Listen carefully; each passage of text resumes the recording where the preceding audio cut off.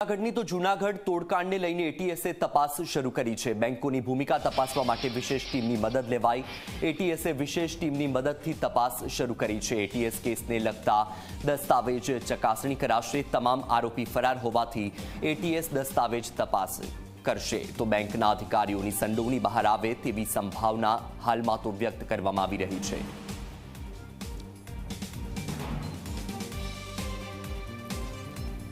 તો જૂનાગઢમાં જે તોડકાંડ સામે આવ્યો છે તે તોડકાંડને લઈને હવે એટીએસે તપાસનો ધમધમાટ શરૂ કરી દીધો છે। બેંકોની ભૂમિકા તપાસવા માટે હવે વિશેષ ટીમની મદદ લેવાઈ રહી છે। આપને જણાવી દઈએ કે એટીએસે વિશેષ ટીમની મદદથી આ સમગ્ર મામલે તપાસ શરૂ કરી દીધી છે। એટીએસ કેસને લગતા જેટલા પણ દસ્તાવેજો છે તમામ દસ્તાવેજની ચકાસણી કરવામાં આવશે।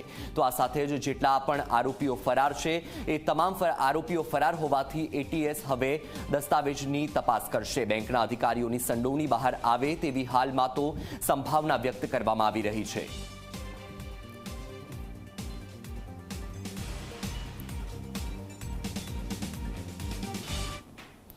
બજેટમાં શું છે આશા અપેક્ષા તેની વાત કરીશું।